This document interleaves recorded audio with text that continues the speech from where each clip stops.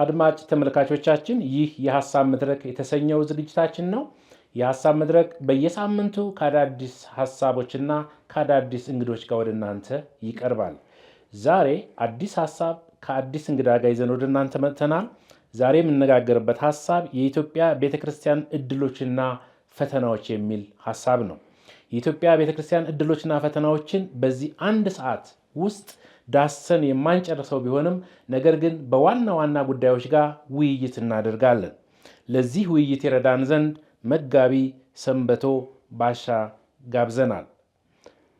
መጋቢው ከፍተኛ የትምህርት ዝግጅት ያላቸው እንዲሁም በኢትዮጵያ ውስጥ በተለያዩ ከፍተኛ ኃላፊነቱ ላይ እያገለገሉ ያሉና ከዚህ በፊትም በብዙ ኃላፊነቶች ያገለገሉ እንግዳ ናቸው። ከርዕሰ ጉዳዩ ጋር በትክክል እሳቸውን የሚመጥን እሳቸውም ሐሳብ ይሰጡናል ብለን እናምናለን። ለዚህም ትልቅ ርዕሰ ጉዳይ እሳቸውን ጋብዘናል። መጋቢ ሰንበቶ ጥሪያችን አክብሮ ስለመጡ በእኔና በሐሳብ መድረክ ስም እጅግ አድርጌ አመሰግናለሁ። ጤና ይስጥልኝ። አመሰግናለሁ። እንኳን ደህና ጠበቅከኝ። እንግዲህ መጋቢ ሰንበቶ የዚህ ፕላትፎርም አንዱ አካሄድ እንግዳ ራሱን ያስተዋውቃል። ስለዚህ ራስክን ሳላስፈቅድህ አንተ ጀምሬዋለሁ። ያው እሱ ነው የሚሻልህ እሱ ነው። በእርግጥ ያለህበት ኃላፊነት አንቱ እንድል ያስገድደኛል። ግን ቅርበታችንና እንደ ውይይቱን ትንሽ ፈታ ለማድረግ ፈቅጃለሁ። ሁሌም የሚመቸኝ ይሄ አንተ ብሎ የሚጠራ። ስለዚህ አንተ ብዬ ነው የምቀጥለው እና መጋቢ ሰንበቶ ባሼ ማን ነው ቢሉ የሐሳብ መድረክ ተመልካቾች አሁን የት እየሰራህ እንደሆነ ያለበትን ኃላፊነት እና የትምህርት ዝግጅትህ በምን አቅጣጫ እንደሆነ ባጭሩ ትነግረንና ወደ ውይይታችን እንገባለን። እሺ፣ አመሰግናለሁ። እኔ ያው በመግቢያ ላይ እንደገለጽከው መጋቢ ሰንበቶ ባሼ ይባላሉ። የኢትዮጵያ የሕይወት ብርሃን ቤተክርስቲያን የቀድሞ ፕሬዝዳንት ነኝ። ከ2 ዓመት በፊት በሕይወት ብርሃን ቤተክርስቲያን የነበረኝን ኃላፊነት አስረክቤ አሁን በኢትዮጵያ ወንጌላውያን ቤተክርስቲያናት ህብረት ምክትል ፕሬዝዳንት ሆኜ አገለግላለሁ። ከዛ በፊት ቦርድ ሰብሳቢ ሆኜም አገልግያለሁ ህብረቱን። እንግዲህ የትውልድ አካባቢ መጥቀስ ካስፈለገ ከአዲስ አበባ 415 ኪሎ ሜትር በምትርቅ በእንሳዳዬ ወረዳ አስተዳደር ወይም ገጠር ቀበሌ ጋንጌሶ የሚባል አካባቢ ተወልጄ ነው ያደግኩት። የገጠር ልጅ ነኝ። ትምህርት ዝግጅትን በተመለከተ ቢኤን በቴዎሎጂና በክርስቲያን ሊደርሺፕ ማስተርስን ደግሞ በሊደርሺፕ ኤንድ ማኔጅመንት ኢገስት ተመርቄያለሁ። ይሄው ነኝ እንግዲህ ባጭሩ። ባለትዳርና 4 ልጆች አባት ነኝ። መልካም፣ በጣም ደስ ይላል። መጋቢ ሰንበቶ በተለይ በሕይወት ብርሃን ፕሬዝዳንት እያለ አውቃለሁኝ። ብዙ ተጠግቼ ባላቅም ምክንያቱም ለዚህ ዝግጅት ውጪ ስናወራ ብዙ ነገሮችን አውርተናል። የነበረን ኃላፊነት አውቃለሁኝ እሱን። አሁን ደግሞ ያለህበትን በኢትዮጵያ ወንጌላውያን ቤተክርስቲያናት ምክትል ፕሬዝዳንት ሆነህ እያገለገልክ ነው። ስለዚህ ዛሬ የምናነሳው የኢትዮጵያ ቤተክርስቲያን ስንል የኢቫንጀሊካል ሰርክሉን ማለታችን ነው። እድሎችና ፈተናዎች ላይ ከአንተ ጋር መወያየት ትክክለኛው ሰው ነህ። ብዙ ጊዜ በውይይት ላይ የምንቸገረው አንድ ነገር አለ። ቀድሜ መሰረት ለመጣል ያክል ነው። ሰዎች መጡና ችግር አለ ስል ከኔ ጋር እኩል ችግር አለ ይሉኛል። አንተ እንደዛ እንደማትለኝ ተስፋ አደርጋለሁ። ምክንያቱም በፖዚሽን ላይ ያለ ሰው ስለሆን ዛሬ ውይይታችን እኔም ኃላፊነት እንድትወስድ ልጫነህ እችላለሁ። እኔ ሳልጫነህ አንተ በፍቃድህ ብዙ ኃላፊነቶችን ትወስዳለህ ብዬ ተስፋ አደርጋለሁ። ያ ማለት ችግሮቹ በአንተ የመጡ ወይ በአንተ የተሰሩ ናቸው ማለት ሳይሆን እንደ ቤተ ክርስቲያን የምናምናቸውን ችግሮች አድሚት አድርገን ለመፍትሄው ለመስራት ውይይታችን በዛ መልኩ ሊቃኝ ይችላል እና ከሌሎች ውይይቶች የሚለየው በዚህ በሁለተኛው ሲዝን በእኔ ጋር በሚኖረን ቆይታ በቀጥታ ከሚመለከተው ሰው ጋር የምንነጋገረው ማለት ነው። እንደው ከምትሰራበት ተቋም ዝም ብዬ አንድ ጥያቄ አንስቼ ውይይታችንን እናፍታታውና የኢትዮጵያ ወንጌላውያን ህብረት አንተ በምክትል ፕሬዚዳንትነት የምትሰራው ተቋም አሁን ምን እያደረገ ነው? በሚቀጥሉት 5 እና 10 ዓመትስ ምን ለማድረግ አስበዋል? እስኪ በዚህ እንደው እንጀምረው። አመሰግናለሁ። እንግዲህ ተለቅ ያለና ወፍራም ሀሳብ ነው ይዘው የመጣኸው። ኃላፊነት መውሰድ የሚገባን ነገር ካለ እንደ ተቋምም እንደ መሪም ለመውሰድ ብዙ ይቸገራሉ ብዬ አላስብም። ግን ያው ቅድም በመግቢያም ላይ እንደገለጽከው እውነት ለመናገር የቤተ ክርስቲያን ችግር በአንድ ሰዓት ተወያይተን የምንጨርሰው አይደለም። እኔም እውነት ለመናገር ሁሉንም ነገር አውቃለሁ ብዬ ሳይሆን አድማጮችም እንዲረዱ የሚያስፈልገው ከአገልግሎት ኤክስፒሪየንስ አንጻር ኤክስፖዝድ የሆንኩባቸው ነገሮችን ጄኔራሊ ያነሳለሁ እንጂ በዚህ በአንድ ሰዓት ተወያይተን የምንጨርሰው አይደለም። እንግዲህ የኢትዮጵያ ወንጌላውያን ቤተክርስቲያናት አሁን ምን እያደረገ ነው የሚለውን ከማንሳት በፊት አሁን ስንነጋገር ውይይታችን በተለይ ከኔ አንጻር የሚሰጠውን ሪፍሌክሽን ምን ማለት እንደሆነ አድማጮች አስቀድሞ ቢያውቁ ጥሩ ይመስለኛል። ደስ ይለኛል። ቤተክርስቲያን ያው ሁለት ቦታ ከፍለን ነው የምናስተምረው። ቤተክርስቲያን አጥቢያ ቤተክርስቲያንና ዓለም አቀፋዊት የምትባለው ቤተክርስቲያን አለች። ስለዚህ ያ ቤተክርስቲያን በተለይ ዓለም አቀፍ ቤተክርስቲያን የምንለው ክርስቶስ የሚያውቃት ቤተክርስቲያን በቦታ የማትገደበው ቤተክርስቲያን ንጽሕት ናት። ያንን ማለታችን አይደለም። አሁን ስንነጋገር አሁን በተለይ ዲኖሚኔሽኖቹ መዋቅራዊ ድርጅታዊ መዋቅር ቤተክርስቲያን ያላት መዋቅር ያመጣውን ችግሮችና ድሎችና ፈተናዎች እሱ ላይ ነው ሞር ሪፍሌክሽን የሚሰጠውና እውነት ነው። እሱ ላይ ነው የምናተኩረው። እሱ ላይ ነው እሱን ማለታችን እንደሆነ አድማጮች አስቀድሞ ሊያውቁ ያስፈልጋል ብዬ አስባለሁ። የኢትዮጵያ ወንጌላውያን ክርስቲያናት ህብረት ከዛሬ 50 ዓመት በፊት በተለይ በመከራው ዘመን እግዚአብሔር ራእይ በሰጣቸው አባቶች የተመሰረተ ተቋም ነው። እንደ ዛሬው ነጻነት የነበረበት ዘመን አይደለም ህብረቱ የተቋቋመው። ታሪኩን መለስ ብለን ስናይ ወንድን አንደርግራውንድ የተጀመረ አገልግሎት ነው። ብዙ ፈተናዎች አሉ። ህብረት እንዳይቋቋም የመንግስት ፍላጎት ነበረ። ያን ጊዜ ነበረው የኮሙኒስት ስርዓት ወይም የደርግ መንግስት ወንጌላውያን እንዲስፋፉ ሃይማኖታቸውን እንዲያስተምሩ በነጻነት እንዲያገለግሉ መፈቅድ አልነበረም እና ለዚህ ዋጋ ከፈሉ አባቶች አሉ። ያው ታሪክ የሚመሰክረው የወንጌላውያን ታሪካችን ነው። እንግዲህ በእነዚህ 50 ዓመታት ውስጥ ብዙ ትልልቅ ስራዎችን ሰርቷል የኢትዮጵያ ወንጌላውያን ክርስቲያናት ህብረት። በቁጥርም በስተናል፣ በኋላ አነሳለሁ ይሄንን። በአስተምሮም እግዚአብሔር ረዳንና ኃይል እየሰራን እንገኛለን። ባጭሩ አሁን የኢትዮጵያ ወንጌላውያን ክርስቲያናት ምን እየሰራ ነው የሚለውን 50ኛ ዓመታችንን ሴሌብሬት ለማድረግ እየተዘጋጀን ነው። 50ኛ ዓመታችንን ሴሌብሬት ለማድረግ እየተዘጋጀን አለን። በዛ ሙቭመንት ውስጥ ነው ያለ ነው። የኢትዮጵያ ወንጌላውያን ክርስቲያናት ህብረት በሌላ ደግሞ በአስተምሮ በተለይ ወንጌላዊ ክርስትና ላይ ትኩረት አድርጎ በተሐድሶ አራማጆች ትኩረት ያደረጉት በተለይ 5 ብቻዎች ላይ ትኩረት አድርጎ የሚሰራ ነው።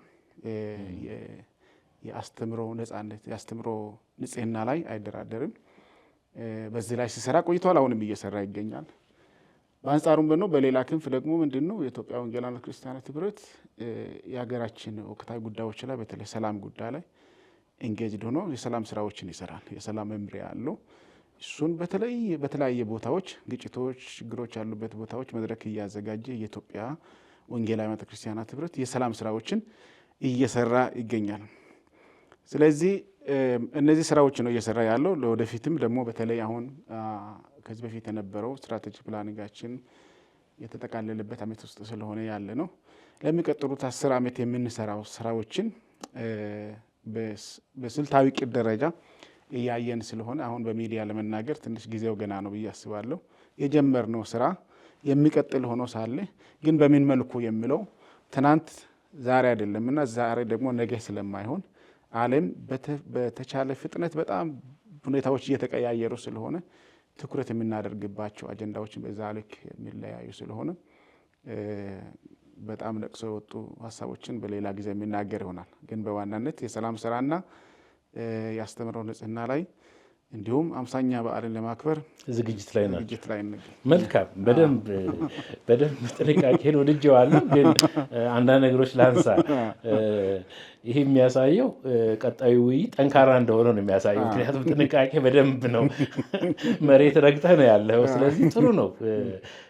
አንድ ነገር ላንሳልህ መጋቢ። እኔ የ10 ዓመትና የ5 ዓመት ስትራቴጂያዊ እቅዳችሁ አልቆ ተጠናቆና አዲስ እየሰራን ነው። ኦኬ፣ ዛሬ ጥያቄ አይኖረኝም። ተስፋ አደርጋለሁ ሲያልቅ ደግመን እንገናኛለን፣ ወይም ደግሞ ላውንች ታደርጋላችሁ እናንተ። ምንም ችግር የለውም እሱ። ግን አንድ ነገር ላንሳ ከዚህ ጋር ተያይዞ ከአንተ ጋር እንደምወያይ ሳስብ፣ ምክንያቱም በህብረት ውስጥ ያለህን ኃላፊነትም በቤተክርስቲያኑም ያለህን የቀድሞ ኃላፊነት ስለማቅ በተለይ ከህብረቱ ጋር የተያያዙ አንዳንድ ጥያቄዎች የሚነሱ አሉ፣ ስለ እናንተ የሚነሱ አሉ። ይህን ሳነሳ በታላቅ አክብሮት ነው የማነሳው። ስለ አንተም ስለ ህብረቱም ያለኝ ነገር የተጠበቀ ነው። ግን ብዙ ጊዜ የህብረቱ መሪዎች በስትራቴጂ ጉዳዮች ላይና ስልታዊ የሆነ አመራር ላይ ከማተኮር ይልቅ በፕሮግራም መክፈትና መዝጋት ላይ ጊዜያቸው ያልቃል። በእርግጥ የእናንተ በአንድ ፕሮግራም ላይ መገኘት ዋጋ እንዳለው ቢታወቅም ግን ጊዜያችሁ በጣም በብዙ መንገድ የመሪዎቹን በተለይ ቶፕ ሊደርሺፕ ላይ ያላችሁን ሰዎች ጊዜ የሚፈጀው የፕሮግራም መዝጋትና መክፈት ላይ ነው። በዚህ የተነሳ በስትራቴጂ ጉዳዮችና በስልታዊ አመራር ዙሪያ ላይ ሩቅ መንገድ እንዳይሄዱ ወይም ብዙ ነገር እንዳይሰሩ አድርጓቸዋል። ከዚህ ጋር ተያይዞ በስትራቴጂ ጉዳዮች ላይ ከማተኮር ይልቅ ዕለታዊ ጉዳዮች ላይ አሁን እንዳነሳሁት አይነት ጉዳዮች ላይ ያተኩራሉ የሚል ስሞታ አለ፣ ክስ ነው። ያው እኔ እንደ ሚዲያ እንዳለ እንደወረደ ነው ሳልጨምር ሳልቀንስ ያቀረብኩትና መጋቢ ሰንበቶ በዚህ ጉዳይ ላይ ምን ይላል? ያው መሪ ሆነ ስታስብና ሩቅ ሆነ አስተያየት ሲሰጥ የተለያየ ነው። ቦታ ላይ ስትሆን ቦታው ራሱ የሚያስገድድ እንድትሆን የሚያስገድድ ነገሮች አሉ። እውነት ነው። መሪዎች በተለይ በዚህ ደረጃ ያሉ መሪዎች ስልታዊ ጉዳዮች ላይ ትኩረት ሊያደርጉ ይገባሉ። ስልታዊ ጉዳዮች ውስጥ አንዱ ምናልባት ተቋማት አሁን ፕሮግራም መክፈትና መዝጋት ተብለው የተከሰስንበት ፕሮግራም የአባሎቻችን ፕሮግራሞች ናቸው። እኛ ሩቲን ስራዎች አንሰራም። ቤተ እምነቶች የሚሰሩትን፣ አጥቢያዎች የሚሰሩትን ስራ አንሰራም። ሀገራዊ ጉዳዮች፣ የጋራ አጀንዳዎች ላይ ነው ትኩረት የምናደርገው። አንዱ በጋራ አጀንዳችን ለምሳሌ ሰላም የጋራ የሁሉም የሰው ልጅ ወንጌላውያን ብቻ ሳይሆን ከሌሎች ሃይማኖት ተቋማት ጋራም እንሰራለን። ሰላም የጋራ አጀንዳ ስለሆነ ማለት ነው። ከመንግስትም ጋር እንሰራለን። ሰላም የጋራ አጀንዳ ስለሆነ፣ ልማት የጋራ አጀንዳ ስለሆነ ማለት ነው። መንፈሳዊ ስራዎችን በሚመለከት ደግሞ ከወንጌላውያን ጋር በሚያገናኙን አስተምሮና ልምምዶች ላይ እንሰራለን። ስለዚህ ፕሮግራም መክፈትና መዝጋት ላይ ታበዛላችሁ የሚባለው አባሎቻችን ኤምፓወር ለማድረግ አባሎቻችን በሚያዘጋጁት ፕሮግራም ላይ መገኘት፣ ማበረታታት አንዱ አባታዊ ኃላፊነት ስለሆነ አንዱ ራሱ ስልታዊ ኃላፊነት ነው ብለን ስለምናስብ ነው። ሲበዛ ግን ያው ትኩረት ያዛባል ወይ ለሚለው አዎ ትክክል ያዛባ ይችላል። ግን በዛ ልክ የህብረቱን ዓላማና ተልዕኮ ራዕይ በዘነጋ መልኩ ነው ብዬ ለመውሰድ ይቸገራሉ። ስለዚህ ለአባታዊ ባርኮት ነው የምንሄደው፣ እሱ ደግሞ ከኃላፊነታችን አንዱ ነው ነው የሚሉት። እንግዲህ ያው እንትኑን ምንድን ነው እኛ እዚህ አናጸድቅም። ኦልሬዲ የእኛ ፕላትፎርም የሀሳብ መድረክ ነው። ሀሳቦች ይነሳሉ፣ ድምዳሜ ላይ አንደርስም። ግን እኔ እንደ አንድ አወያይ ሀሳቡ ሲመጣ ለማንሳት ፈቃደኛ ነበርኩ። ምክንያቱም በዚህ መልክ ማንሳቱ ጥሩ ስለሆነ ማለት ነው። የእኔ ምልከታ የሚሆነው አይ ቲንክ ከዚህ በፊት እኔም በአንድ ሌላ ተቋም መራው ተቋም ስላለኝ የቤተክርስቲያን መሪዎችን በክብር እንግድነት ጠርቻለሁ። ነገም ራሴ ሆስት ማድረገው የተለየ ነገር ካለ ልጠራ እችላለሁ። ቁም ነገሩ ግን ምንድን ነው? እኔ በአንተ ሀሳብ ምስማማው በእናንተ ደረጃ ያለ ሰው የመጡትን ግብዣዎች ሁሉ ነው የሚቀበለው ወይስ የጉዳዩን ትልቅና ጠቃሚነት የሚለው በእናንተ ነው የሚወሰነው? ማዘዝ አይቻልም እንደ ሃይማኖት አባት፣ እንደ ሃይማኖት መሪ ግን ከአባሎቻችሁ የተነሳውን ጥያቄ ነው ያነሳሁት እና በዚህ መልክ ከገለጽከው ከዚህ በላይ ባልሄድበት ጥሩ ነው። ምክንያቱም በቂ ነው። ወደ ሌሎች ደግሞ እንሄድ። በጣም ጥሩ። ወደ ሌሎች እንሄድ። ይሄ ትንሽ ፈታ አድርጎናል። ለመነጋገር እንትኑን ትንሽ አንስቶታል እና ጠንከር ባለው ነገር ነው የጀመርነው። እስኪ የኢትዮጵያን ቤተክርስቲያን በቅጡ እንደሚያውቅ የኢትዮጵያ ወንጌላውያን ቤተክርስቲያን ህብረቱንም ደግሞ በምክትል ፕሬዚዳንት እንደሚመራ ሰው ቤተክርስቲያን በምን ሁኔታ ላይ ነው ያለችው? ገምግማት ብትባል የኢትዮጵያ ወንጌላውያን አማኞች በምን ሁኔታ ነው ያሉት? አሁን አጠቃላይ ሁኔታችን እስኪ ባጭሩ አስቀምጡ። የኢትዮጵያ እንግዲህ ወንጌላውያን አብያተ ክርስቲያናትም ከአብያተ ክርስቲያናት ውጭም ያሉ ወንጌላዊ ክርስትናን የሚቀበሉ አሉ ብዬ ስለማምን በተለይ በወንጌል አማኙ አብያተ ክርስቲያናት ካውንስልም ስር ያሉ ቤተ እምነቶችን በጋራ ጥቅልል አድርጌ ስናስቀምጠው በተለይ ከትናንትናው ጊዜ ይልቅ ሁኔታችን ስንገመግመው ወንጌልን ለመስራት ለመደራጀት ትናንት የነበረው ጫና የሌለበትና ነፃነት ያለበት ጊዜ ነው ውስጥ ነው የምንገኘው። በሌላ መልኩ በቁጥርም እየበዛንበት ወቅት ነው። ቤተ ክርስቲያን በቁጥር መብዛት ብቻ ሳይሆን ተቋማት አደረጃጀቶችም ጠንከር እያሉ የመጡበት ጊዜ ላይ እንገኛለን።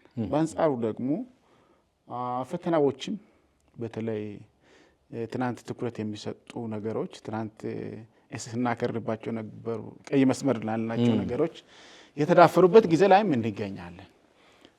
ምናልባት በኋላ ጥያቄው ይኖራል ብዬ ስለማስብ እድሎችም አሉ ፈተናዎችም ውስጥ ነው የምንገኘው እና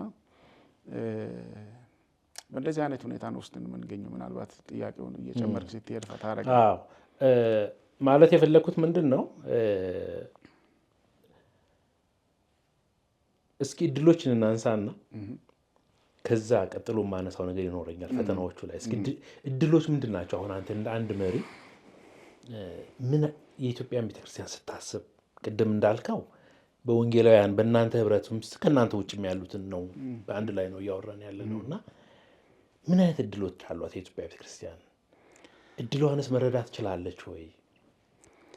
አው መረዳት ትችላለች ወይ የሚለው ምናልባት ጀነራላይዝ አድርገን እንዳንሄድበት ብቻ ፈራለሁ እንጂ እድሎቻችን ምንድን ናቸው የሚለውን እሱን ልናገርና ተደርተናል የሚለውን በኋላ እመለሳለሁ። አሁን የኢትዮጵያ ቤተክርስቲያን እውነት ለመናገር ትናንት ከነበረበት አንደኛ በቁጥር ብዙ መሆናችን በራሱ አንዱ እድል ነው ብዬ ነው የማስበው።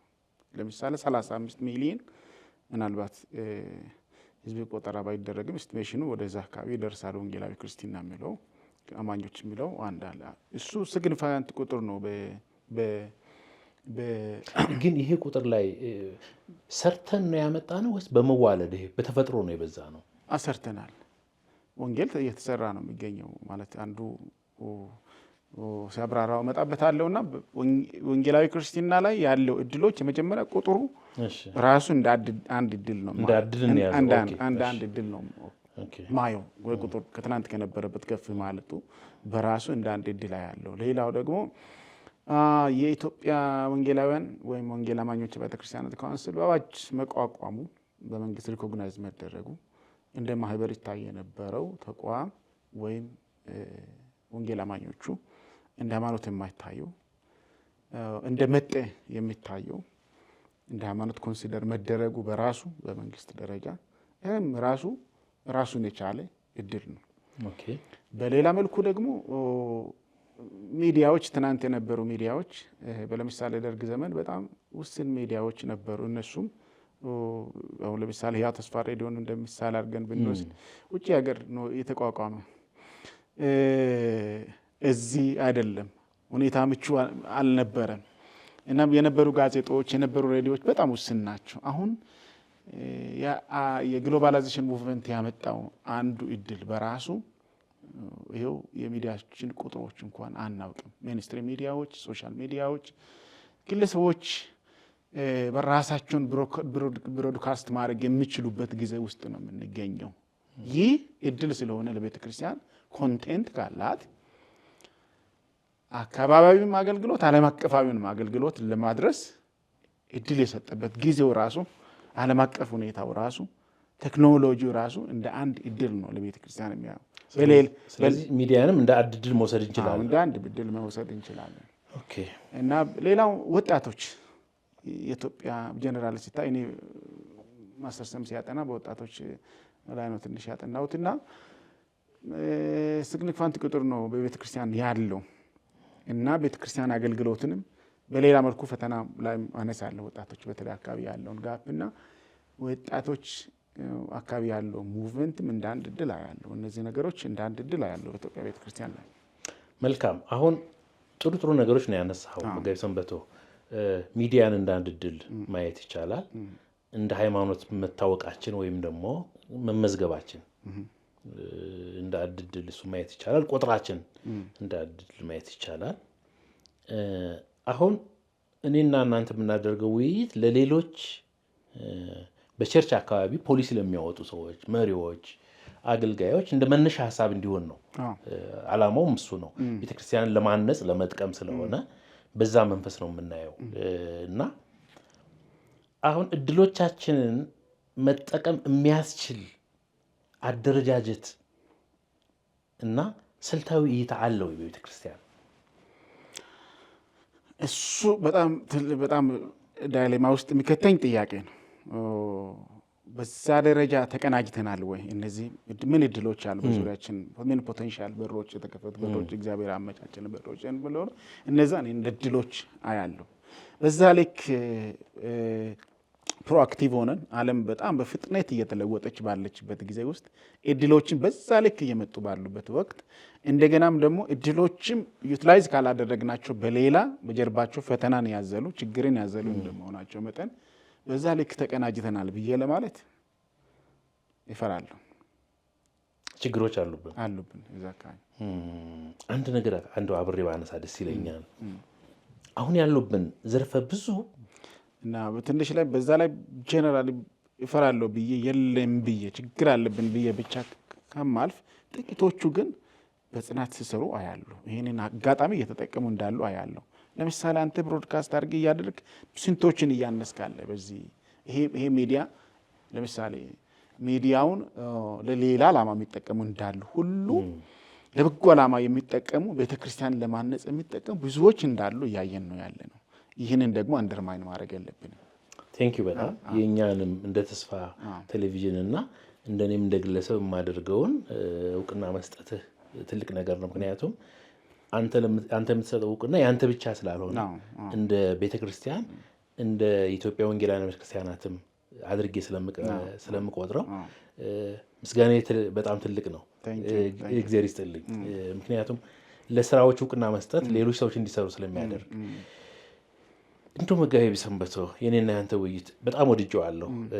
ምክንያቱም ጠንከር ያለ ነገር እንዳነሳ ግልጽና አጭር ነገር ስለምትመልስ ወድጄዋለሁ። አሁን ላለንበት ዘርፈ ብዙ የመንፈሳዊ አመራር ቀውስ ይዳረገን ምንድን ነው? በመጀመሪያ ደረጃ በኢትዮጵያ ውስጥ ከፍተኛ መንፈሳዊ አመራር ላይ እንዳለ ሰው የአመራር ቀውስ እንዳለብን ታምናለህ ወይስ የለም ብለህ ታስባለህ? ሁሉ ጊዜ አዎና አይደለ ጥያቄ በጣም ያስቸግራል ነው ለመናገር። አይ እኔ ደግሞ አዎና አይደለምን ደፍረን ማለት ስላለብን የአመራር ቀውስ እንዳለብን አምናለሁ። ስለዚህ አዎ ብለን ነው አምነናል። የአመራር ቀውስ እንዳለብን አምናለሁ ለመናገር። ምንም እኮ የለም አዎ ነው የሚባለው ይሄ አይደል? ምንድነው የሚቸገረው? አሁን መጽሐፍ ቅዱሳችን ውስጥ አንደኛ ነገሥት ምዕራፍ 19 ላይ ኤልያስ የሰጠው መልስ ታውቃለህ። እስራኤል መሰዊያን አፍርሰዋል፣ የሰራዊት አምላክ ለእግዚአብሔር ቀንቻለሁ፣ ነቢያትን በሰይፍ ገለዋል፣ እኔ ብቻዬን ቀርቻለሁ ባለበት ሰዓት እግዚአብሔር እኔም ማቃቸው አሉኝ ስላለን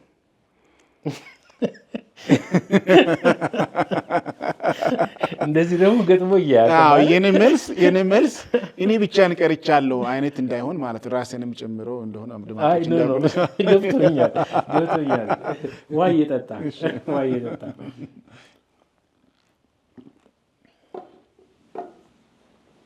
ለምን መሰለ ጥሩ ነው ኤልያስን ማንሳት። ኤልያስ ብቻዬን ቀርቻለሁ ነው ያለው። ኤልያስ ሲያይ ብቻውን ነው የቀረው። እግዚአብሔር ሲያይ ደግሞ ሌሎች አሉ። አሁን እኔ እናንተ የምናደርገው ውይይት እኔ እናንተ የምናየው ነው። በእኔና በአንተ መነጽር፣ በእኔና በአንተ እይታ፣ በእኔና በአንተ መረዳት፣ በእኔና በአንተ ልክ ነው የምናየው። ይህንም ስናደርግ ቅድም እንዳልኩ ችግሮቻችንን ለመቅረፍ ነው። ምክንያቱም ቅድም እንዳልኩ ጥሩ ነገር አንስተሃል። ይሄ ሚዲያ ለመክሰስ አይደለም የሚሰራው፣ ለማነጽ ነው። ስለዚህ ችግሮቻችንን እንኳን ደጋግመን ብናነሳ ለችግሮቻችን መፍትሄ እስኪሰጥ ድረስ ነው ማለት ነው። ስለዚህ ጥሩ ነገር ነው። እኔ በእርግጥ እንደ ኤልያስ ብቻዬን ቀርቻለሁ እያልኩ አይደለም። አንተ ራሱ ዛሬ አለ፣ ሌሎችም አሉ። ጥሩ ነው ሀሳቡን ወድጀዋለሁኝ። የሄድክበትንም አንግል በጣም ወድጀዋለሁ በእውነት። እኔ እያልኩ ያለሁት ብዙዎች የሚስማሙበት አንዳንድ ያየዋቸው የናሙና ጥናቶችም የሚያሳዩት አንተም ቅድም ያየኸው የአመራር ቀውስ አለብን ካል ለዚህ የአመራር ቀውስ የዳረገን መንስኤስ ምንድን ነው ብለህ ታስባለህ? እንግዲህ በዚህ ላይ ያንተን እይታዬ ነው የምናገረው። ብዙ ጥናትን በዚህ ዙሪያ ላይ አላደረግኩም፣ ግን እይታዬ ምንድን ነው? የኢትዮጵያ ቤተክርስቲያን ቅድም የነበረበት ለምሳሌ ወንጌላውያን ቤተክርስቲያናት ህብረት የተቋቋመው በመከራው ጊዜ ነው አልኩ። በመከራ ጊዜ ታሪካችን ካለፈ ገና 3 አስርት ዓመታት ነው ያለፉት እና በመከራው ጊዜ የነበረው ክርስትና ለዚያ ጊዜ የሚሆን አስተምሮና ዝግጅት የነበረው ነው። ምንም እንኳን እግዚአብሔር አባቶቻችንን በደርግ ጊዜ ብዙ ዋጋ አልከፈልኩም። እድሜ በዚያን ጊዜ የሚፈቅድ አይደለም። ጌታን ተቀብያለሁ። ኦፍኮርስ ምናልባት ዋጋ ከፈልኩ ብዬ ካልኩ ዋጋ መክፈል ከሆነ አባቴ ቁንጥጫና አርጩሜ ነው ማስታውሰው እንጂ ያን ያህል እስር ቤት አልሄድኩም።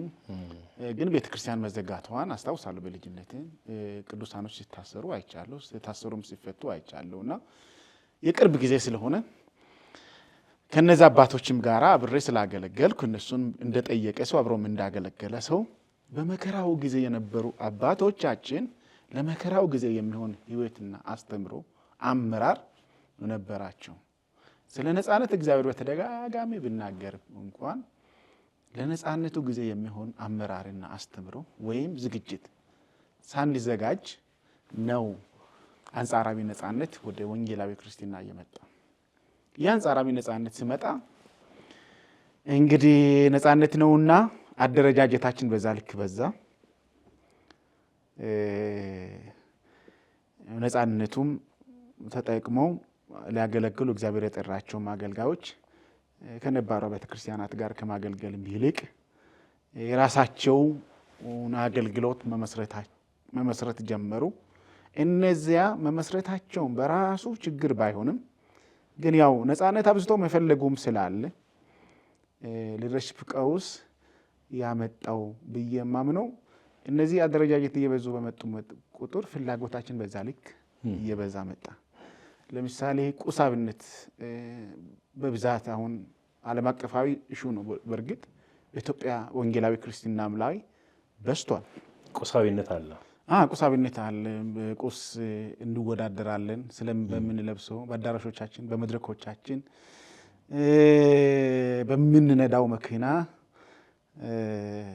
እንፎካከራለን። ኮንፈረንስ ኦርጋናይዝ እንኳን ስናደርግ በፎቶዎች እንወዳደራለን፣ በባነሮቻችን እንወዳደራለን። ስለዚህ ጌታችን ኢየሱስ ክርስቶስ ከመድረኩ እየተሰደደ የቤተክርስቲያኑ ዋና መጋቢ ወይም ሰውዬ ዋና እየሆነ የሱ ፎቶ እየጎላ የሱ ማስታወቂያ እየጎላ መጣ። አንዱ ቁሳዊነት፣ ሌላው ነጻነት ነው። ያነሳናቸው ነገሮች አርቲኩሌት ለማድረግ እንዲያመች፣ ሌላው የኢትዮጵያ ቤተክርስቲያን ውስጥ በጣም ለወንጌል አገልግሎት ጤናማ ያልሆነ በሽታ የብልጽግና ወንጌል አስተምሮ መጣ። በሌላም ደግሞ እነዚህ ነባሩ ቤተ እምነቶችም እነሱም ላይ ብንመጣ የውስጥ ክፍፍል፣ የውስጥ ኮንፍሊክት፣ ውድድር፣ ኮምፒቲሽን፣ በአባላት መወዳደር፣ እኔ ትልቅ ነኝ የሚለው ክርስቶስን ትልቅነት ረስተን ትናንት ትልቅ ነው ብለን የሰበክነውን ረስተን እኔ ስፔሻል እንደሆንኩ በቤተ እምነት ደረጃ መወዳደሮች፣ እነዛ ነገሮች አጀንዳዎቻችን ቀየሩና ዋና ነገር ተረስቶ ዋና ያልሆነ ነገር ዋና እየሆነ ሲመጣ የአመራር ቀውስ በእነዚህ ነገሮች እየተነሳ የመጣ ይመስለኛል። መልካም መጋቢ፣ ጥሩ ሀሳቦች ነው ያነሳ። እንደው አላቅም ብዙ ጊዜ የማነሳውን ዝም ብዬ አንስቼ መልስ ካለህ እንግዲህ አንተም ሂስ ብታደርገው ደስ ይለኛል። እኔ ደርግ ሊወድቅ 2 ዓመት አካባቢ ሲቀረው ነው የመጣሁት ወደ ክርስትና የመጣሁት እና ወላፈኑ እንዳንተ ብዙ አልደረሰኝም። እኔም ብዙ ወላፈን አላየሁም። አባቴ የቀበሌ ኮሚቴም ስለነበረ ከሚዘጉት ቸርች ከሚዘጉት አንዱም ስለነበረ እኔ ያን ጊዜ ጌታን ሲቀበል ጌታን መቀበልን አልወደደውም። በተደጋጋሚ ትንሽ ያው እንደ ልጅ ቀጥቶኛል። እኔም ማቆም አልቻልኩም። ያችን ብቻ ነው ማስታውሰው እንጂ ብዙ አንተና አይደለም። አይ ጥሩ ነው ብዙ አለመክፈል። ምክንያቱም አሁን እንትኑን በጣም ታስቸግሬ ነበር እኔ ነው። ምክንያቱም እንትኑ ወደ ኋላ እየሄድክ ማለት ነው። ግን ምን እንዳልኩ ገብቶ ነው የሳቀው። አልጨርሰውም ይሄን ጉዳይ ሌላ ጦርነት ያስነሳል። እኔ ግን አንድ ነገር ላንሳ ፓስተር። የኢትዮጵያ ቤተክርስቲያን መሪዎች አንተንም ጨምሮ ጉዳዩ ባለቤት ላድርግህና መቼ ነው ከመከራው ዘመን ወቀሳ የምንወጣው? ሀሳቢ ገብቶሃል እምልህ? ገብቶኛል። አንተ እንደ ግለሰብ ለመውቀስ አይደለም። ይህ አስተሳሰብ ገዝቶ እንትን ብሎ ተቆጣጥሮናል። ያ ጉዳይ ካለፈ 30 ዓመት አለፈው። አንተ ሊደርሺፕ ተማሪ ነህ። አንድ ተቋም በስንት ዓመት ለውጥ እንደሚያመጣ አብጠርጥረህ ታውቀዋለህ። ምክንያቱም ያጠናኸው ሊደርሺፕ ስለሆነ ንባብህም ጥናትህም እዛ ላይ ስለሆነ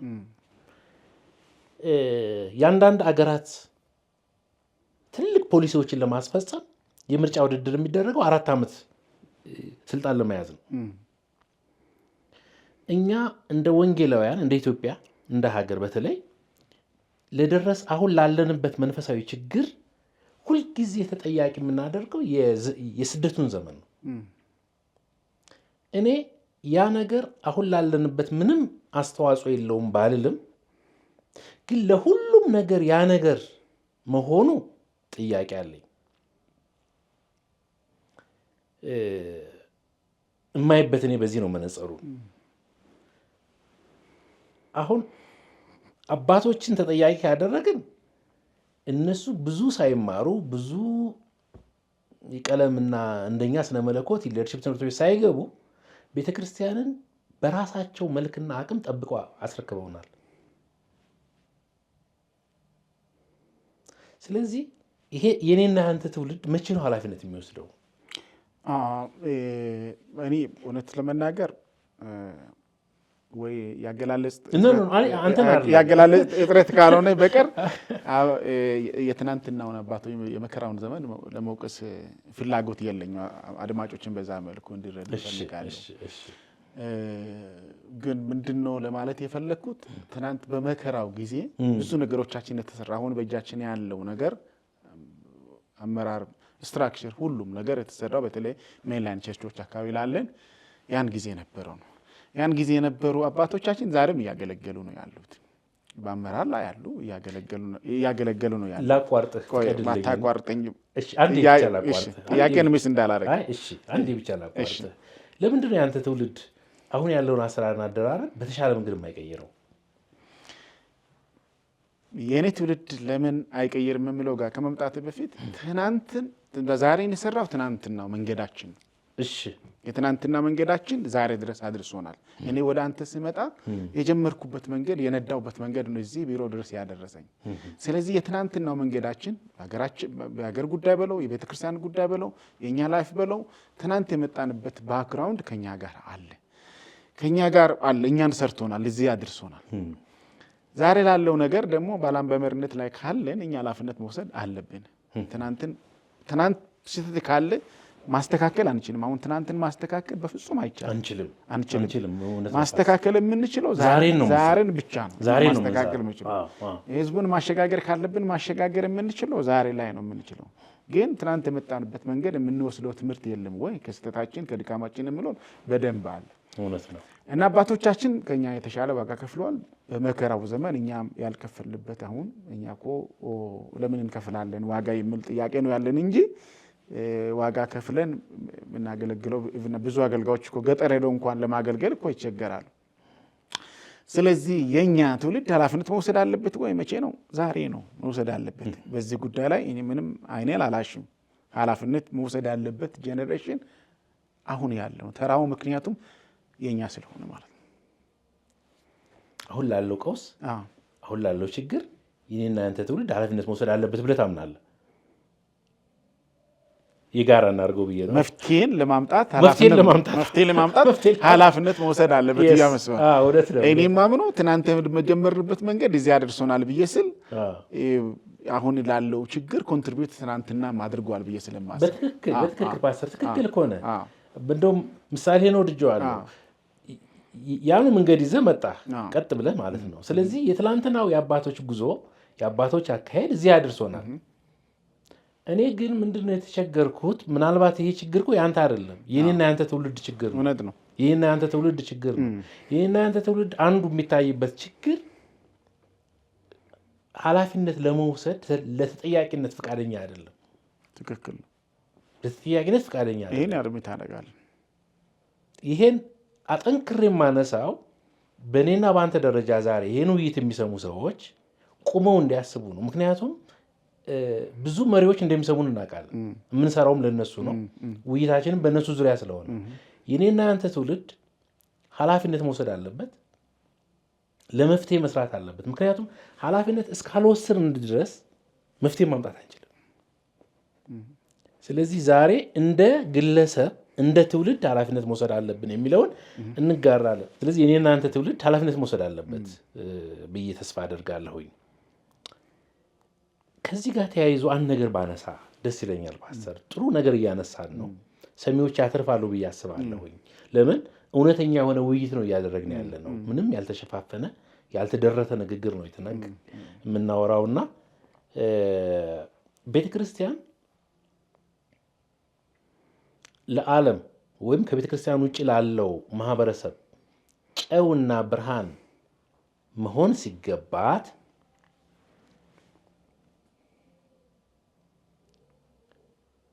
ከራሷም ማለፍ አልቻለችም። እንደውም በቤተ ክርስቲያን ውስጥ ያሉ አንዳንድ የዕለት ተግባሮቻችን ከውጭ ያለውን ማህበረሰብ ግርታ ውስጥ ከቶታል የሚሉ ወገኖች አሉ። በዚህ ሀሳብ ትስማማለህ? በከፊል እስኪ አስረዳኝ፣ በከፊል እንዴት እንደተስማማ። ቤተ ክርስቲያን የጨውና የብርሃንነትን ሚና መጫወት ሲገባት የቆመችበት ቦታ ግርታ ውስጥ ከቶታል የሚለው ትክክል ነው። ቅድም እኮ ችግሩን እያመን ነው የመጣ ነው። በሌላ መልኩ ደግሞ ቤተክርስቲያን የሰራችውን 100% ስራዎችን አንደርማይን ማድረግ ወይ መርሳት ማሳነስም አስፈላጊ ስላይደለ ማለት ነው። ትልልቅ ስራዎች የተሰሩ ነው። ቅድም ለምሳሌ ይህንን ሚዲያ ሪኮግናይዝ ያደረግን አይደል? በቅንነት ቤተክርስቲያን የሚመሩ አገልጋዮች፣ መሪዎች፣ የመድረክ አገልጋዮች፣ የሚዲያ ሰዎች በጣም ተጽዕኖ በሚፈጥር መልኩ ትልቅ ሙቭመንት በኢትዮጵያ ቤተክርስቲያን ውስጥ እያየው ነው። ይሄንን ደግሞ በጭፍኑ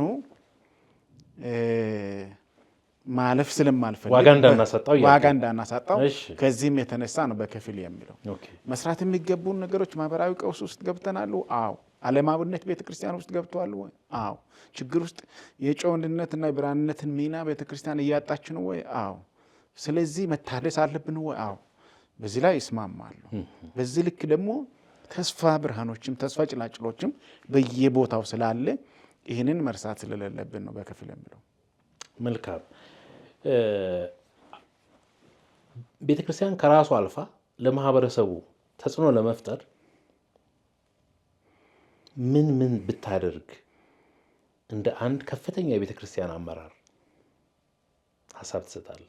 ቤተክርስቲያን ከራሷ አልፋ ለማህበረሰቡ ብርሃንና ጨው ለመሆን መጀመሪያ ማድረግ ያለባት የክርስቶስን ወንጌል መስቀል ላይ የተሰቀለውን ጌታ ኢየሱስ ክርስቶስን መስበክ አለባት። ወደዛ መመለስ አለብን። መድረኮቻችን መታደስ አለባቸው።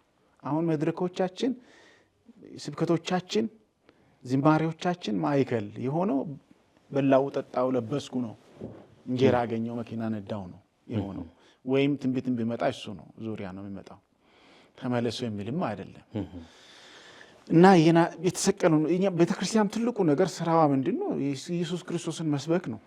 ኢየሱስ ክርስቶስን ከሰበክን ቤተክርስቲያን፣ ምክንያቱም ወንጌል ራሱ በራሱ ብርሃን ስለሆነ የሰዎችን ሕይወት ይለውጣል፣ የሰዎችን ማንነት ይቀይራል ብዬ አምናለሁ። ቤተክርስቲያን ወንጌል አገልግሎት ወደ ስብከተ ወንጌል መመለስ አለባት። አገልጋዮቻችን ይህንን የሚሰሙ መሪዎቻችን ትኩረታቸው ዋና አጀንዳቸውን ይህን ሊያደርጉ ይገባል።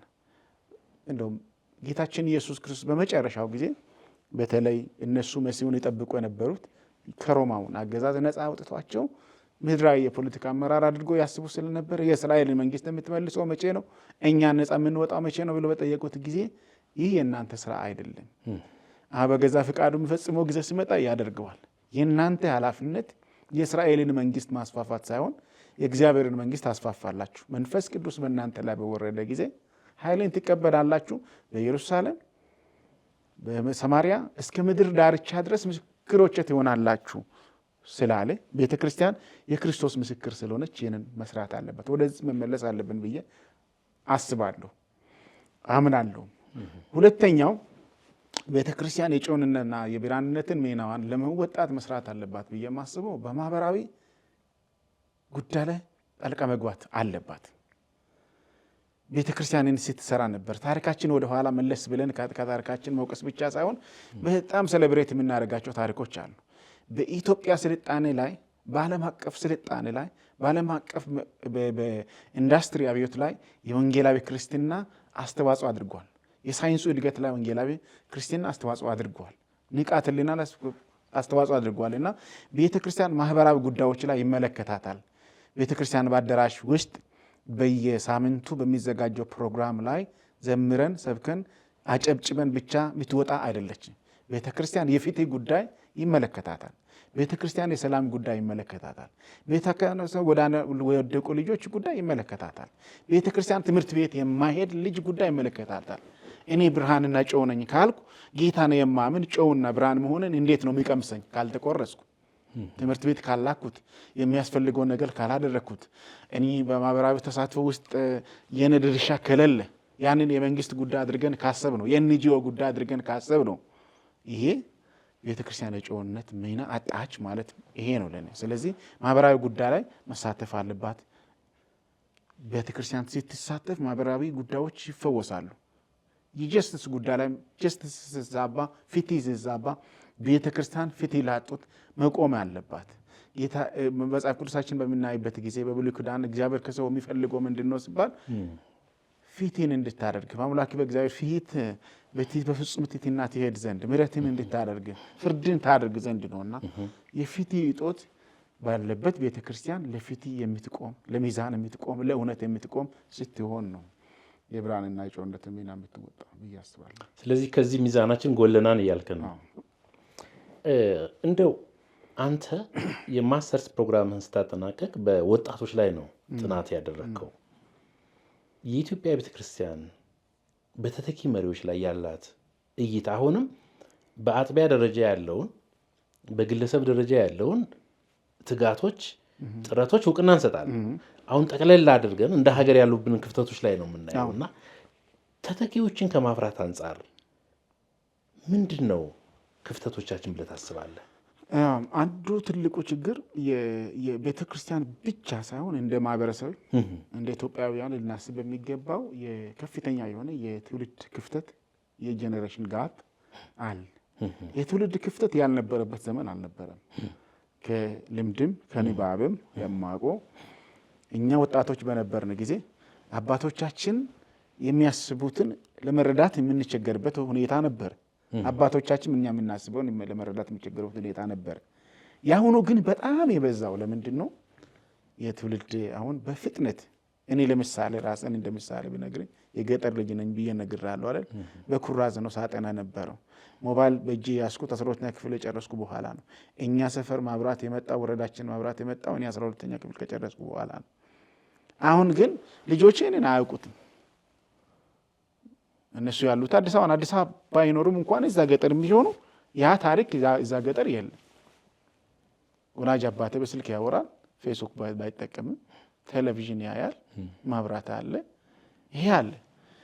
ባህልም በፍጥነት እየተቀየረች ነው ያለችው። አሁን የምንፈልገውን ማንኛውም አይነት ዲስከሽን አንተ አርቲፊሻል ኢንቴሊጀንስን ተጠቅመ አሁን ዓለማችን ያለችበት ችግር ምንድን ነው ብለህ ጉግል ብታረግ ወዲያው ዓለምን ሰብስቦ የሚያመጣልህ ሁኔታ ውስጥ ነው ያለ ነው። ወጣቶች ለእነዚህ አይነት ነገሮች ኤክስፖዝድ ሆነዋል። እኛ ደግሞ የቀደምን ሰዎች ደግሞ ለእንደዚህ አይነት ነገሮች እየጠረጠርን ወይም ቀስ እያልን በብዙ ሚዲያ ተናግሬያለሁ። ከኮቪድ በፊት እኛ ዙም እኮ አናውቅም፣ ብዙም ስብሰባ አድርገን አናውቅም። ብዙዎቻችን አድርገን አናውቅም። ኮቪድ ነው ብዙዎቻችን እኮ ቴክኖሎጂውን ኢንትሮዱስ ያደረገን። ኢሜል እንጠቀም ይሆናል፣ ቴሌግራም እንጠቀም ይሆናል። ግን እንደዚህ አሁን ኮቪድ ሲመጣ የግዴታ ሲሆን ምዕመናን በዙም መማር ጀመሩ ማለት ነው አይደል? በዙም ስብሰባ ማድረግ ጀመር፣ መጸለይ ጀመርን አይደል? ስለዚህ አሁንም ጊዜው በጣም ዓለም አቀፋዊነቱ ይሄ አርባናይዜሽኑ በጣም በከፍተኛ ፍጥነት እየሄደ ስላለ በቀደሙ አባቶችና በወጣቶች መካከል ያለው ፍላጎት፣ ልምድ፣ እውቀት፣ መረጃ እየሰፋ ስላለ ይህንን ደግሞ ያለመረዳት ችግር አለ። አሁን ያለው ወጣት እንደዚህ አይንህን እያየ የሚያወራ ወጣት ነው ያለን። ድሮ እኛ ወላጆች አባቶቻችን የቀደሙትን እንደዚህ እያየን አናወራም እኮ መሬት እያየን ነው የምናወራው፣ ስለምንፈራቸው ስለምናከብራቸው። አሁን ወጣት ትክክል አይደለም ብሎ ለመናገር መሪ የሚቸገር ወጣት አይደለም ያለው። ወላጅ አባቱን ልክ አይደለም ዳድ ተሳስተዋል፣ ያሰብከው ልክ አይደለም ብሎ ዲስፕሩቭ ለማድረግ የሚቸገር ወጣት አይደለም። ይህንን የቀደሙ አባቶች እንደመደፈር ቆጥሮታል። ባለፈው አንድ ሚዲያ ላይ ተናግሬያለሁ። ሌላው ችግር ደግሞ ያው ትረስት አናደርጋቸውም፣ ወጣቶች ያበላሻሉ ብለን አናምናቸውም። አዎ ልምድ ሊያንሳቸው ይችላል፣ ግን ኢነርጂውና እውቀቱ እነሱ ጋር ከኛ የተሻለ አለ። ከልጆቻችን እኛ የምንበልጠው በቁመትና ምናልባት በእድሜ ብቻ ሊሆን ይችላል እና በኤክስፒሪየንስ፣ ግን በእውቀትና በመረጃ እነሱ ይበልጡናል። ብናሳትፋቸው ጥሩ ነው ብዬ አስባለሁ። ተተኪ መሪዎች ከማፍራት አንጻር ችግር አለብን። ወንበሩ ይሞቃል ብያለሁ። እንግዲህ ይመቻል። ስለዚህ ለመልቀቅ እነሱን አዘጋጅን ማለት ነገ ይረከቡታል። ስለዚህ ለዛ ፈቃደኞች አይደለም እንግዲህ ይመስላል። በጣም ጥበበኛ ያለ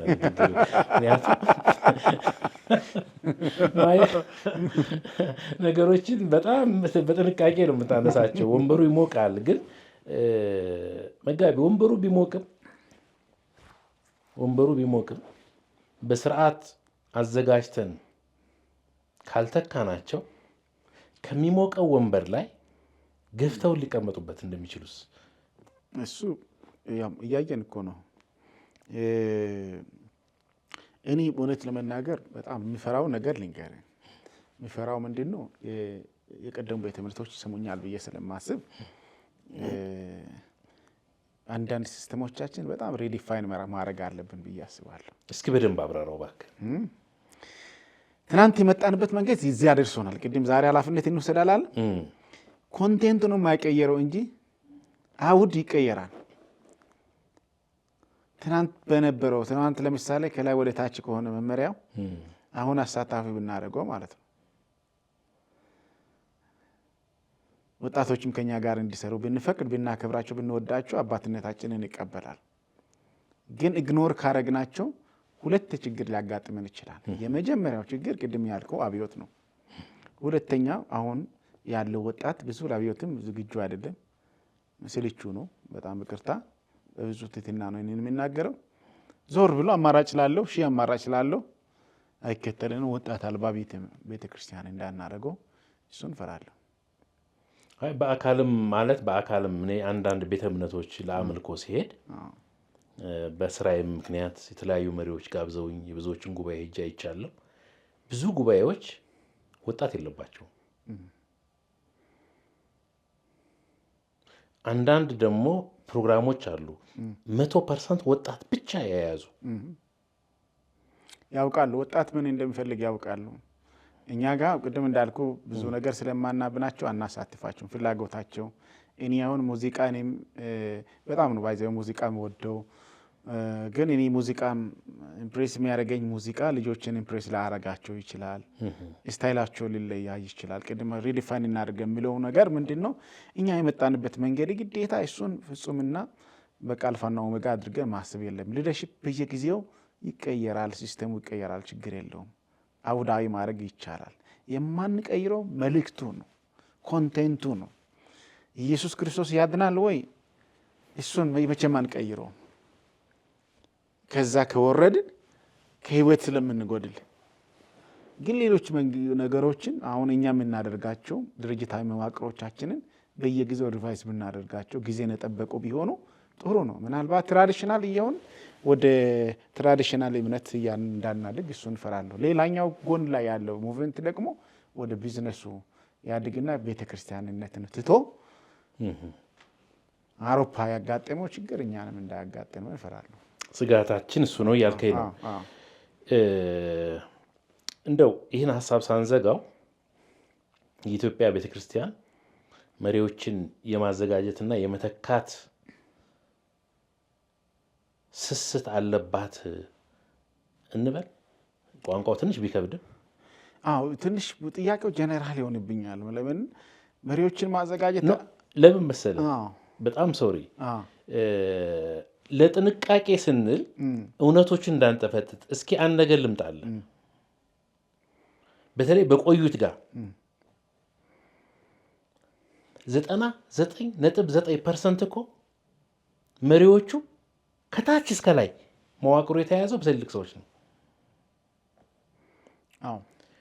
እና ይሄን እውነት መጋፈጥ አይሻልም? እኔም ሪዲፋይን እናደርግ ሲስተማችንን የምለው እሱን ነው። እሱ እንዴት ነው በትልልቅ ሰዎች ተያዘ የሚለውን አሁን እኔ ትልልቅ ቤተ እምነቶች ውስጥ አገልግለው እንዳለፈ ሰው ህግ አለ፣ መተዳደሪያ ደንብ አለ። አንድ ጉባኤ ላይ ወይም የሀገር አቀፉ መሪ የሚሆነው ወይ ክልል ከሚባለው መዋቅር ወይ ከህብረት ከሚባለው መዋቅር ወይ ቀጠና ከሚባለው መዋቅር ወይ ሲኖዶስ ከሚባለው መዋቅር ነው የሚመጣው። እነዛን መዋቅር ጋር ወጣቶቹን የሚያመጣ እድልና ሲስተም ብዙ ምቹ አይደለም፣ የለም። ከዚህም የተነሳ ጉባኤዎቻችን አሁን ብዙ ጊዜ ፓርትነሮቻችን ይጠይቃሉ። ለምሳሌ የወንድ በላይነት ያለበትና የትልልቅ አባቶች በላይነት ያለበት ነው ይላሉ። ወጣቶች የሌለው እህቶች የሌሉበት ጉባኤ ነው ተብሎ ብዙ ጊዜ ኮምፕሌን እንደረጋለን። እና አላዘጋጀም። ሲስተማችን መዋቅሩ እንትን ኢግኖር ባያደርግ ወጣት አይመጣም ባይልም እህቶች አይመጡም ብሎ ባይናገርም መዋቅሩ ትንሽ እንትን ስለሆነ ግን ይመጣሉ ብሎ የጻፈው ነገርም የለም። እሱን በተመለከተ በደንብ ሪዲፋይን ማድረግ አለብን ብዬ አስባለሁ። እንደገና መታየት አለበት ብዬ አስባለሁ። አይ ችግር የለውም። አንዳንዱ ግን መሪውን ማሳደግን በሚመለከት የተናገርከውን መሪን እነዚህ መዋቅር ላይ ያለው ሰው ሊያሳድግም ይችላል፣ አያሳድግም ይችላል። ምክንያቱም በመዋቅር ውስጥ ያለው ሰው መሪን ማሳደግ የ4 ዓመት ወይም የ10 ዓመት እንደዚህ ነው መሪዎቻችን አሁን በተርም የሚያገለግሉት። ያ በተርም ውስጥ መሪ ላይፍ ታይም ሰርተ ስለምታመጣ አጥቢያዎቻችን ኃላፊነት ቢወስዱ፣ አጥቢያ መጋቢዎች ኃላፊነት ቢወስዱ ሞር የተሻለ ነው። መሪ ማሳደግ ሰርተው ለማን ይስጡት እኮ ነው። አሁን አየህ አንተ ከአጥቢያ መጣህ አይደል? ከዛ ወደ ክልል ወይም ደግሞ ወደ ሀገር አቀፍ መጣ። አሁን አጥቢያ ላይ ያሉ ሰዎች ሰሩህ እስከተወሰነ ደረጃ። ከዛ በኋላ ክልል ያሉ ሰዎች ወደ ላይ ካላመጡ አጥቢያ ላይ ነው የምትቀረው። አሁን ትልቁ ችግር ምን መሰለህ? ብዙ ሰዎች እኮ አጥቢያ ላይ ይሰራሉ፣ ፋውንዴሽን ይሰራል። ግን ያ የተሰራ ሰው ወደ ላይ መጥቶ ኃላፊነት ካልተሰጠው ለሚቀጥለው እርከን መሄድ አይችልም።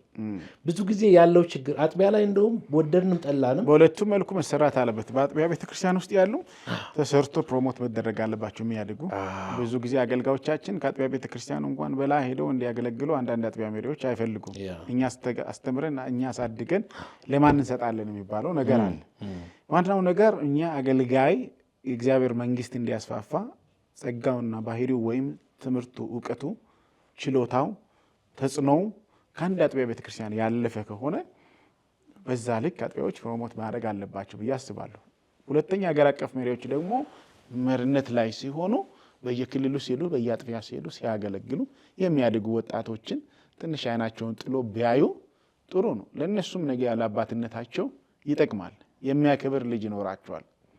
እከሌ ነው ፕሮሞት ያደረገኝ፣ ያስተማረኝ፣ ያገለገለኝ ብሎ ሪኮግናይዝ ያደርጓቸዋል። እና ይህንን ቢያደርጉ ጥሩ ነው እላለሁ። መልካም ተመልካቾች፣ እንግዲህ የመጋቢው ምክር ሀሳብ ጠቃሚ ነው፣ እንድትወስዱት እንደ ፕሮግራም እናሳስባችኋለን። አንድ የመጨረሻ ጥያቄ ላንሳ። መጋቢ ሰንበቶ፣ የኢትዮጵያ ቤተክርስቲያን ምን አሳክታ ማየት ትመኛለህ በዘመነ? የኢትዮጵያ ቤተክርስቲያን ቅድም ያነሳሁት ነው መድገም የምፈልገው። መድረኮቻችን ክርስቶስ የሚሰበክበት መድረኮች ሆነው ማየት ነው የምፈልገው። ትንሽ ፈታ አድርገው እስኪ ትንሽ ወደ ኋላ መለስ ብለን ብናስበው፣ በተለይ የቅድመ ነፃነቱ ጊዜ ወቅት ላይ መድረኮቻችን የነበረው ትዝ ካለ ስብከቶቻችን፣ የምናዘጋጃቸው ኮንፈረንሶች፣ የሊደርሺፕ ሴሚናሮች በጣም የምናስታውሳቸው ሂስቶሪካል ነበሩ። የክርስቶስ ወንጌል በኃይል የሚሰበክበት ወቅት ነበር። የእግዚአብሔርም ክብር በኃይል የሚገለጥበት ወቅት ነበር። ብዙ አገልጋዮችም የተነሱበት ወቅት ነበር። የበዛ ነውም ከዚህ የተነሳ ነው። ማስቀጠል አልቻልንም እንጂ ወደዛው ኦሪጂናል ማንነታችን መመለስ አለብን ብዬ አስባለሁ። መድረኮቻችን ወንጌል ተከፍቶ የሚሰበክበት፣ የሚነበብበት፣ የእግዚአብሔር ቃል የበላይነት ያለበት፣ ሰዎች ያነሱበት፣ ክርስቶስ ከፍ ያለበት እንዲሆን እመኛለሁ። ያንንም እንድንሰራ አበረታታለሁ። ሌላው ቤተክርስቲያን ቅድም ያልኩትን ቤተክርስቲያን የፍትህ፣ የርትዕ፣ የማህበራዊ ጉዳይ ምሳሌ ሆና ማየት ፈልጋለሁ። ስለ ፍትህ በጣም ልብ ውስጥ ትልቅ ሸክም አለ። ደጋግመን አነሳለኝ። እንኳን ለውጩና በእኛ መካከል ራሱ ፍትህ አለ እንዴ? ለዛም ነው ያነሳሁት፣ የደጋገምኩት ለዛም ነው። እኔ አሁን የውጭውን አይደለም፣ በእኛም መካከል እውነትን መነጋገር አቅቶን ኮንስፓይረሲ ውስጥ የገባንበት፣ ትከሻ ለትከሻ የምንለካካበት፣ እንደ ወንድም እንደ እህት የምንወቃቀስበት ሳይሆን እንደ ፖለቲካ መሪ ፖለቲካል ኮሬክትነስ ጠብቀን የምንሰራ መሪዎች ስለሆንን ፍትህ በመካከላችን እያነሰ ስለሆነ ቤተክርስቲያን የፍትህ ምሳሌ መሆን አለባት። የእውነት ምሳሌ መሆን አለባት። የምንናገረው ቋንቋ በሚዲያም ሆነ ኑሯችን የሚገልጸው መሆን አለበት። ፓስተር ሰንበቶ ባሼ ለኢትዮጵያ ቤተክርስቲያን ያንተ የመጨረሻ ንግግር መፍትሄ ያመጣል ብትባልና ያንተ ማህተብን መጨረሻው ማህተም ቢሆን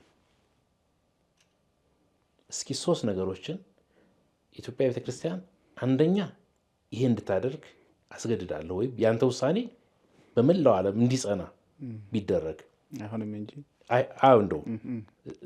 አይሆንም እንጂ እንደዛ ቢባል አንደኛ ይሄን እንድታረግ እፈልጋለሁ፣ ሁለተኛ ይሄን እንድታረግ እወስናለሁ፣ ሶስተኛ ይሄን እንድታረግ እወስናለሁ የምትለው ነገር አለ?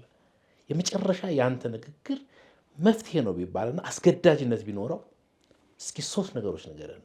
የመጨረሻ ይሄን አስፈጽማለሁ የምትለው።